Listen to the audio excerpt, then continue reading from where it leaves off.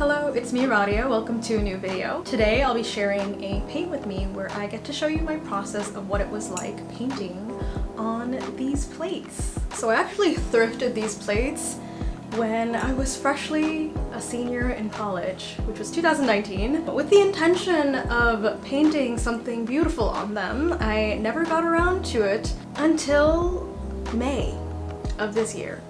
So actually that's a lie. I did paint briefly on a single plate that I gifted to my partner, I think in 2020, but I never really got to make something extravagant like this. I remember seeing Fran do this type of project in one of her vlogs, and I thought that was a brilliant way of upcycling something that was secondhand and turning it into something gorgeous. So initially, these plates were going to be for a group show in Brooklyn. However, I became very attached to this design, and so I decided to keep the first set of plates for myself, and I ended up painting another set with the same exact design. I did add a few more details, but they're a lot larger, and those set of plates are going to be for sale at this show. It's at this shop called From Here to Sunday in Gowanus, Brooklyn. The opening is on June 24th from 1 to 6 p.m, so I'm gonna be there for the opening, but the show is up until July 23rd, I believe. Those plates, as well as a painting and some fundraising prints, are going to be part of the show. From Here to Sunday is also one of the stores that carries some of my products. You could potentially be someone who buys these plates. Not the ones that I painted for this video, but I thought, why not share the process of how I painted it? Because it would be fun to see. I also figured maybe I could do a little voiceover, keep you guys entertained, do a little Q&A, talk about some recent stuff, because why not? I also figured since I've only been editing studio vlogs for a while, I really wanted to share some art making. So yeah, I hope you enjoyed this video. I hope it keeps you company, and I will see you towards the end. Hello, it's voiceover Radhia. I will be keeping y'all entertained for a sizable portion of this video and explaining my process from start to finish, and then I might answer a few questions some of my followers left on Instagram.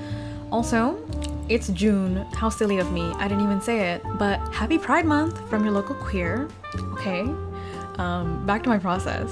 So for both of these designs, I initially sketched two icons of this angel and devil cat, which eventually became the centerpiece for these plates. 90% of the time, I use a physical sketchbook to flesh out my ideas. I'll scan it, or honestly take a photo of it if I'm too lazy to scan it, and render it further on Procreate on my iPad. And in order for the design to remain somewhat symmetrical, I turn on this drawing guide that allows my work to repeat itself in radial symmetry, which is exactly what I needed for something circular such as a plate. This just made it easier for me to work with how much real estate I'd have on the plate, and because there was an illustration in the center, I had to move things around a bit more, so the entire thing isn't like 100% symmetrical, which is fine, but I wanted it to be balanced and not wonky. Sketching this ahead of time also makes it so much easier to transfer my drawing onto the plates. Some people just freehand this stuff. It really depends on what it is, but because this design was so complex, I was like, all right, let me take the safer route and sketch most of it first, and then add or take away as I go. Next line of order, measuring the size of the plates so that I can print out my design at the right scale.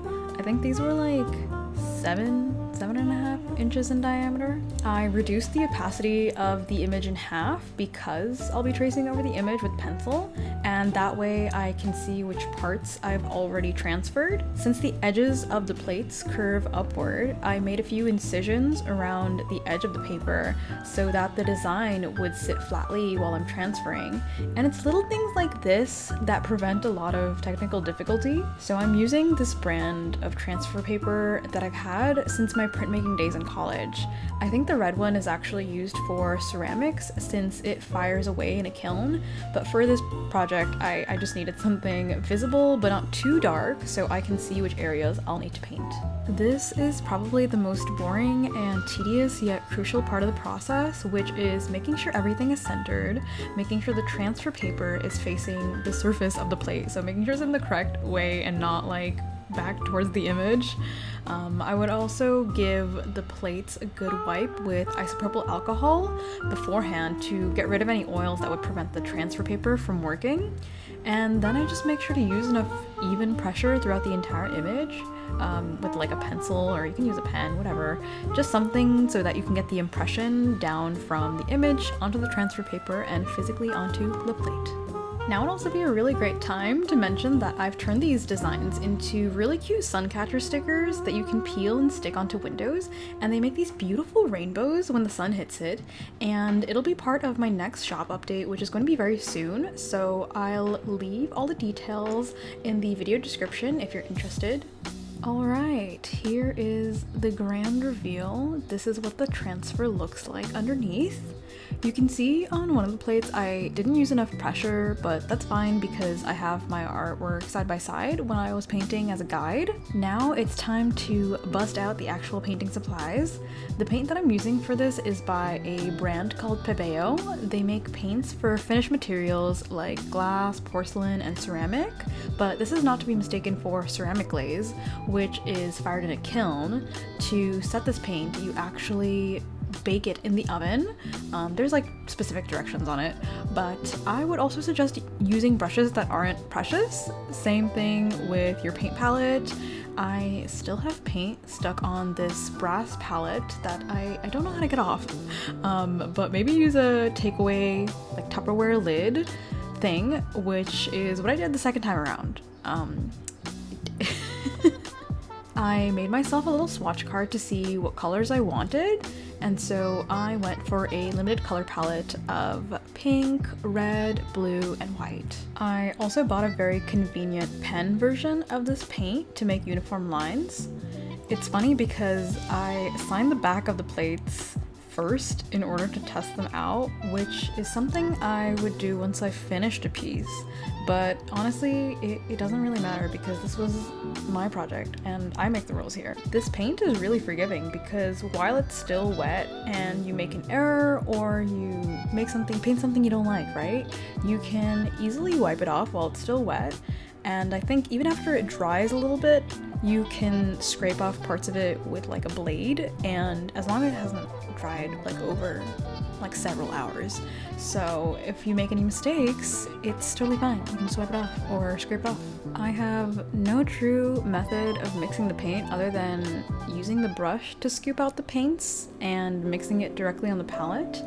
I just made sure to mix enough of each color. Don't do it ahead of time. Do it like one by one. So like I started off with the pink, right? That was like the base. And just so it remains, like the color remains consistent throughout the entire thing, I filled it in flat areas of color and worked pretty quickly since the paint does get tacky pretty fast.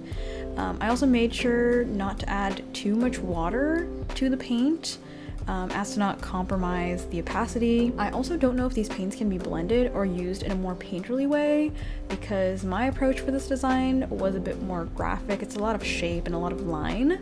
I wouldn't know because I haven't tried it out myself, but I have a feeling it will be just fine. I do end up going over the same areas with about 2 to 3 layers of paint, mainly to make it more opaque since the plate is so slick and there's nothing to really grip onto the paint other than the other layers of paint that I'm about to put down. So I just work in thin layers, let it dry a little bit, and try to smooth it out because there is a lot of texture. It did get bumpy, but while it's still like mildly half wet, half dry, I can just add more paint onto it and just smooth it out with the brush. I also have a Q-tip and blade at my side just in case I make any errors and I can just like give it a quick fix. All while I'm painting, I'm actively making sure to not let the side of my hand rest directly onto the plate as to not, rub off the red transfer.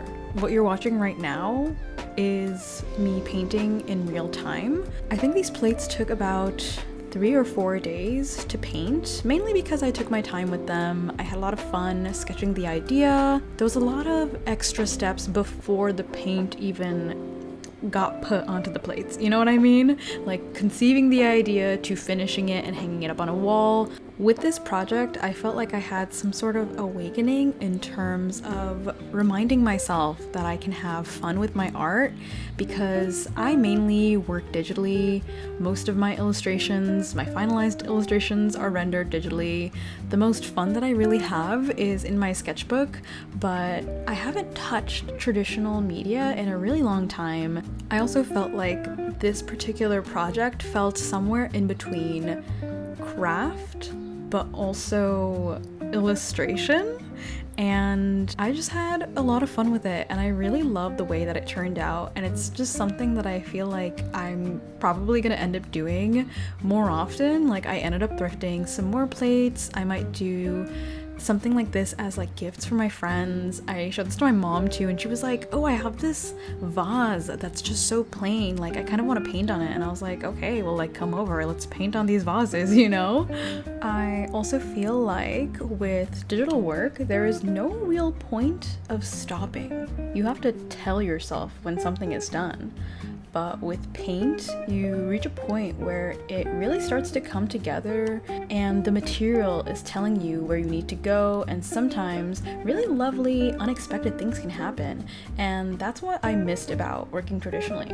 Who knows, maybe you'll see me painting more often. I do get nervous on camera, like performance anxiety, because the effort it takes to set up the lighting, the camera, and the focus, it just eats away at my motivation to just sit down and get to business. Alright, I think now is a good point to start speeding up the video and start answering some of the questions from my followers on Instagram. How did you know / have the confidence that your work was good enough to sell?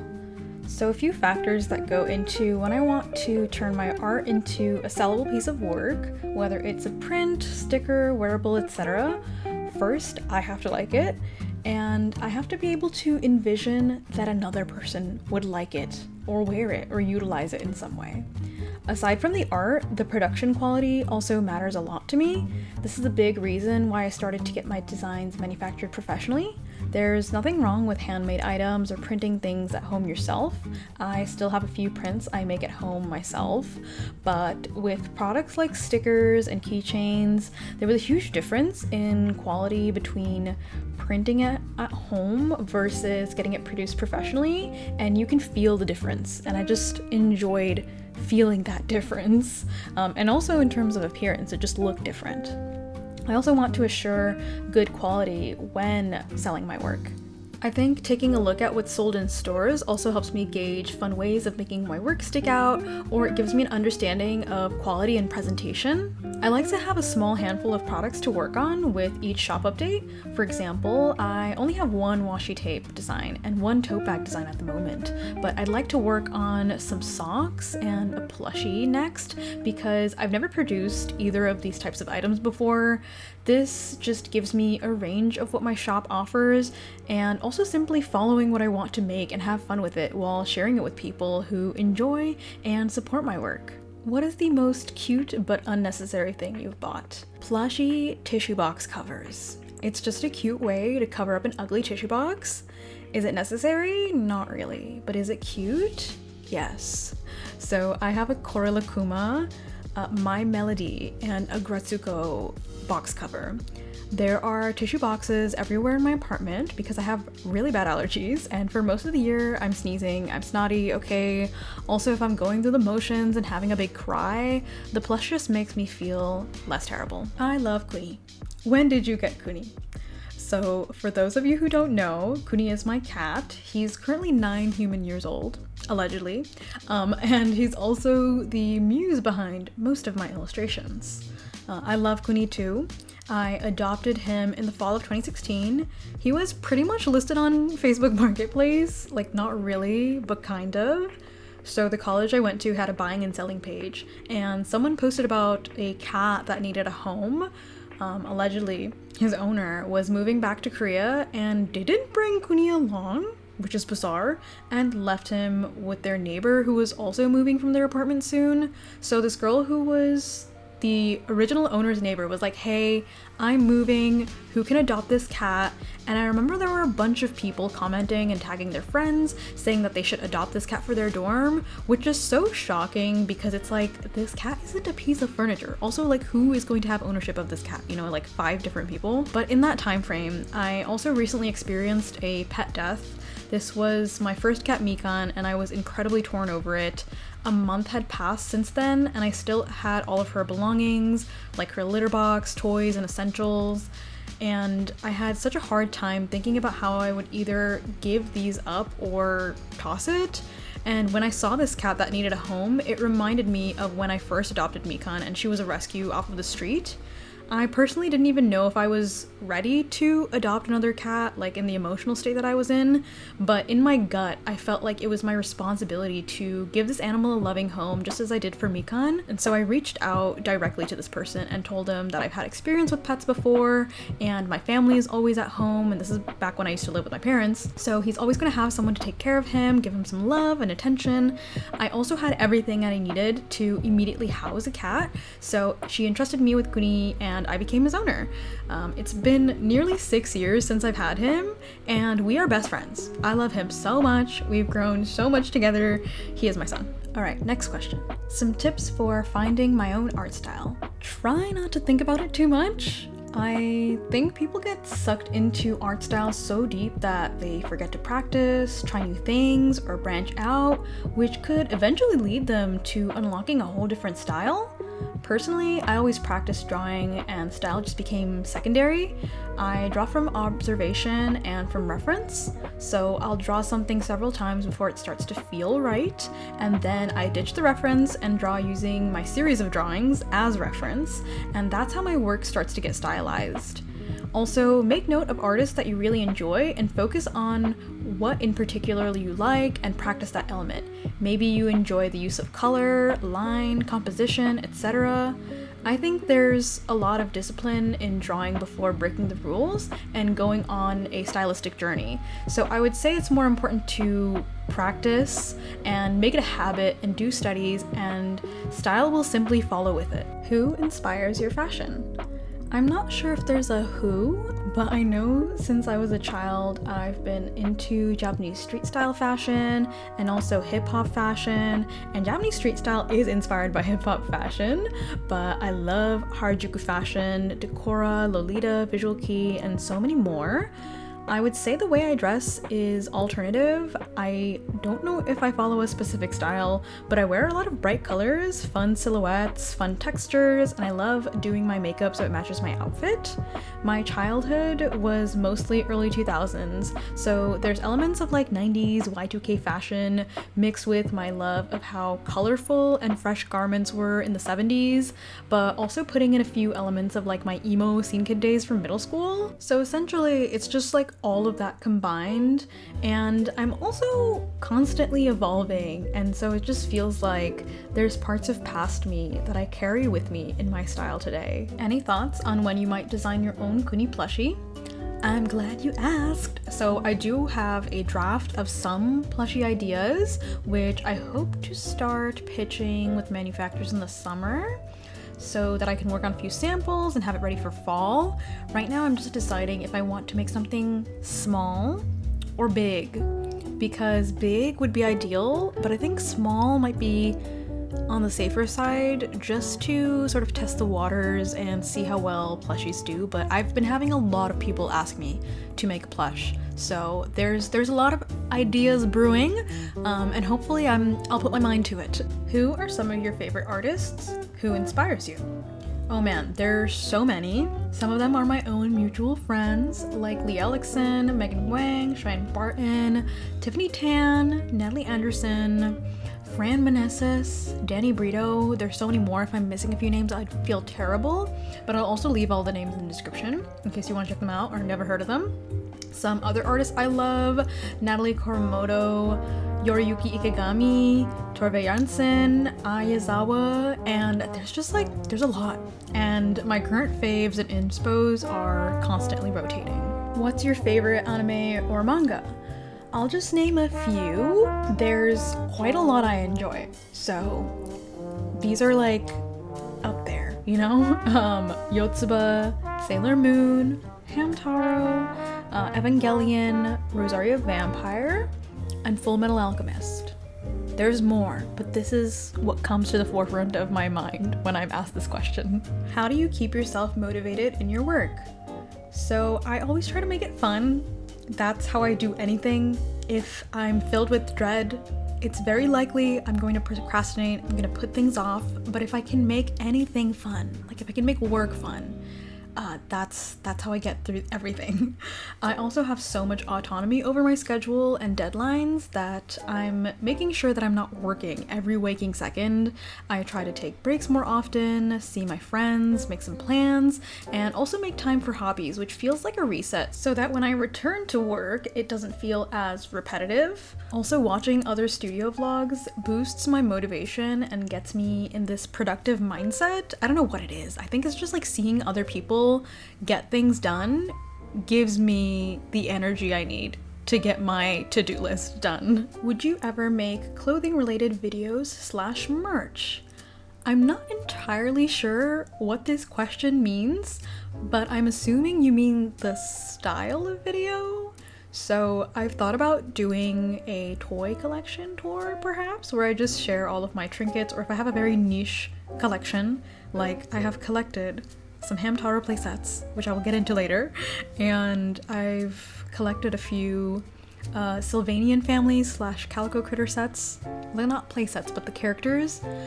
Maybe I will do that little trinket tour, just show you the things that I have around my studio. I also want to do an outfit styling video, but with apparel made by or designed by independent artists. So let me know how y'all feel about that. I think both of those videos would be pretty cool. Are there any stores that sell some of your art? Or maybe stores with art supplies you like? So currently I have my work for sale in 6 different shops across the US. 3 of those shops are within New York City, and I'll share that list in the video description, and you can also find my stockists on my website. And as for my favorite art supply store, it's this shop called Artists and Craftsmen. Favorite toy in your collection? Any toys or plush on your wish list? Okay, so as I mentioned, I fell down a Hamtaro hyperfixation rabbit hole. I have been rewatching the show. I've been playing Ham Ham Heartbreak, which is a Game Boy Advance game. I always wanted to play that game as a child, but I never got to, and for some reason it's like really expensive and hard to find, but I finally got my hands on a copy, and it is amazing, okay? And on top of that, I have been collecting these beautiful, intricate playsets that were exclusive to Japan. I don't know if there's a specific one I like. All of them are just made so beautifully, but there's this candy house, and there's just so much thought that went into the toy design, the moving parts, the creativity of it all, and it's just a shame that they never sold these sets in the US. As for wishlist, I've been eyeing this really cute hamburger wagon by Sylvanian families. They're called Calico Critters in the US, even though I distinctly remember them as Sylvanian families when I was a child, but this one is also exclusive to Japan. It's this really cute cat driving a hamburger wagon, and the wagon transforms into a hamburger cart, and like the melted cheese part becomes a table and the tomatoes are chairs, and it's just so well thought out and I love it. Oh, and Megan asked this question. First of all, I'm gonna need that onigiri plush, so that's definitely on my wish list. How do you make your traditionally painted prints? Do you scan them or photograph it? I usually scan them, but if there's anything fluorescent or shimmery or has some kind of sheen, there are rare instances I have to take a photo of the work. Usually I print them out at home if it has like bright colors, because a lot of CMYK printing facilities tend to dull out the colors, and it's just so much easier to do test prints at home. I also have a discontinued office printer. It's nothing special, but the colors come out pretty neat, and that's all I need really. As for scanning artwork, I always recommend scanning pieces in at least 600 DPI so you have a crisp, high quality scan ready to print at any scale or even larger than the work. What tips do you have for a small artist in terms of both account and personal growth? I would say keep making work and share it. Just try not to focus on what other people want to see, unless it's for like a video or reel. Just continue to share your art, and I promise the people who enjoy it will just gravitate towards it. I don't have any specific tips on growth because I feel like my own following has been pretty stagnant lately because algorithms are changing, and it's definitely not in favor of small artists or independent artists, but I'm very grateful to have a loyal audience and repeat customers and supporters that watch my work, which is more than enough for me. But I think frequent posting is usually the key with social media growth. As for personal, it really depends on what your goals are. Are you looking to have your first client? Are you looking to get published? Are you looking to, finalize a website or open a shop? Are there any particular goals you'd like to reach? I think that's always a start. Also seeing if you've improved or made progress in your work. That's kind of how I measure like time and technique and skill. Even though I've been drawing for a while now, that doesn't necessarily mean I've stopped learning, and my personal growth also stems from how I grow outside of my career as well. So I think this definitely depends on what you define as growth for yourself personally. Did you finish playing Omori, Angry Face? No, I have not. I only got up to the underwater highway, and the alligators are gatekeeping my party from going through. And that's kind of where I left the game because I am currently playing Tears of the Kingdom and Ham Ham Heartbreak, which leads me to the next question. Which gaming consoles do you have? What are your favorite games? So my very first console was the Game Boy Advance SP, which is a handheld, and also the PlayStation 1. After those two, all of the consoles I had were secondhand from family friends who were getting rid of them whenever the newest console came out. So I also had a PS2, PSP, PS3, Wii, and Wii U. I didn't have a Nintendo DS when it came out, so I missed all the games that were released on the DS, like the major Pokemon games and like Cooking Mama and Nintendogs. Like I didn't play those games until recently. And it wasn't until high school when I finally bought myself a 3DS. I saved up so much money for it. I was like, I'm gonna buy a 3DS and I'm gonna catch up on all these games. But as for recent consoles, I currently use my Nintendo Switch, and I also bought a secondhand pink DS Lite. My partner also has a PS4. So if there are any PS4 games I want to play, I just use this console. As for favorite games, I love Legend of Zelda. Gotta love Ocarina of Time and Majora's Mask. Those were the two games that came out when I was like a kid, and Majora's Mask definitely scared the hell out of me. But I also love Kingdom Hearts. Katamari is also another franchise I really enjoy. Spyro the Dragon, Crash Bandicoot, Animal Crossing, and Pokemon. Any artist merch you're itching to buy soon? So I just purchased this illustration diary by Mice2Art. It's an illustrated book about their trip to Japan, and I love art books, especially narrative ones full of information. I'm excited for when it arrives, but for something I'm looking forward to, my friend Megan, aka Studio Meggie, just came out with this really cute onigiri rice ball plush keychain, and I'm so ready to purchase one for myself and Julian when it releases. How do you keep your style so consistent? There's nothing that I'm actively doing other than drawing often and drawing something over and over again until it sort of exists in my universe, if that makes sense. I've also been drawing for well over 10 years, but I will say I felt more of a cohesive style after graduating college, which was 3 years ago, and I think it's just something you discover at a certain point that just clicks rather than forcing your hand. One day I was like, oh wow, I really like the way I drew this person. Let me keep it going. Do you want to stay in New York City for the rest of your life? Would you ever want to move to another state or city? If so, where? And if you could live anywhere and money wasn't an issue, where would you live? So I think I would still live in New York City. I was born and raised here, and it's just the environment I've been conditioned to. So yes, ideally I would like to stay here, but I would love to buy a house or an apartment here. So owning property eventually rather than renting for the rest of my life, because the cost of rent in some places is like the cost of a mortgage, which is terrifying. Thankfully, I don't pay an arm and a leg for rent, but I do have the genuine fear of being priced out of my own city, but hopefully that never happens. I'm not a suburban girly. I do enjoy taking trips to the suburbs for vacation once in a while, but I don't like how car dependent most places outside of New York City are. As for any other city that I could see myself living in, last year I went to Chicago to do a workshop, and it was my first time in Chicago. I really liked it. The public transit was quite similar to New York City, and I really enjoyed how the downtown area was so spacious. The sidewalk was so wide, so much walking space, and it was so clean. It smelled smelled clean. It smelled like flowers. I also enjoyed how many parks there were and also pockets of different cultures, just like New York City. So I could potentially see myself living there, but ideally, I would like to stay in New York. What's your favorite / not favorite things about New York City? So let's start with the favorites. I love the ease of public transportation and the fact that there are endless things to do, and there's a lot of free things to do here as well. There's so much art, so much good food, so many ethnic grocery stores. Okay, that is a must.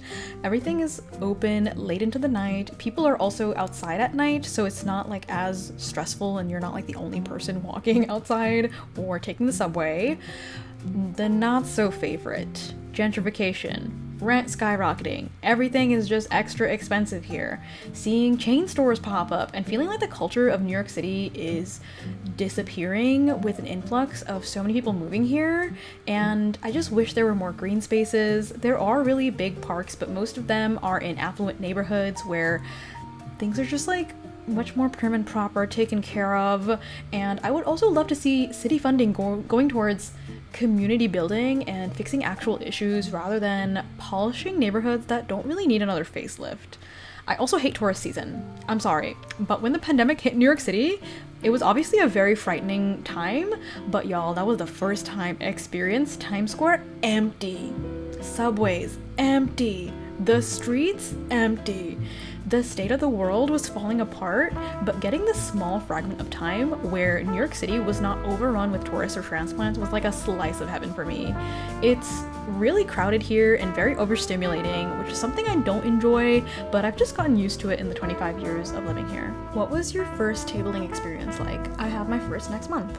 So my first table experience was actually in the summer of 2017. This was when I was a freshman in college. So it was at one of the student art markets, and I was super excited for it because it was the first time I've ever done something like that. And I've always been mesmerized by artist alleys at conventions, and I just wanted to do that for myself, you know? It was pretty chill, and it was only like 3 hours long. I didn't have a lot that I was selling since it was just a few pieces of personal work like zines, stickers, and prints. And I think I made something like $150 that day, and I was over the moon. I was just like, yo, I'm balling out. I'm taking this diploma and I'm dipping. I'm gonna start my freelance career right now.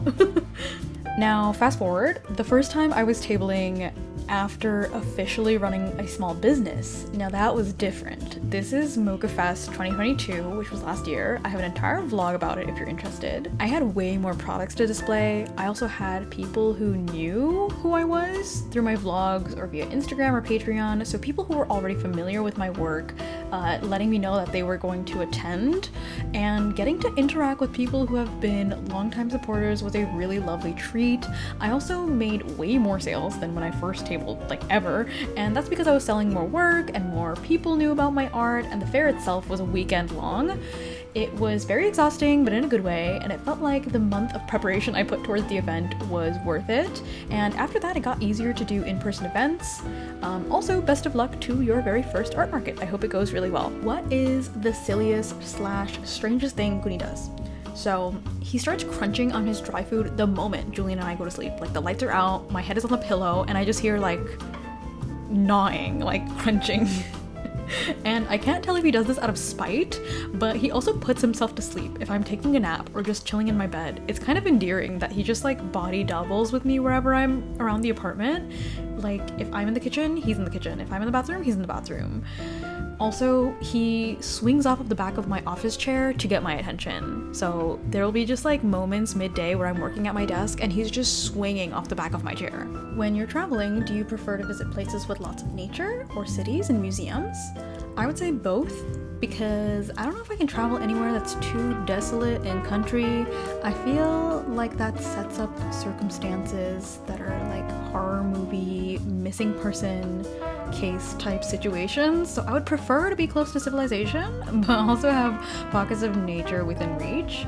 If I ever do visit someplace woodsy, I would definitely have to be with a large group of people so I feel safer, which leads me to my next question. Do you plan on traveling somewhere soon? So I'm doing my very first group trip with Julian, Annabelle, and a few of her friends. We're doing a little weekend trip in July. I don't do well with outdoorsy nature, so please pray for me.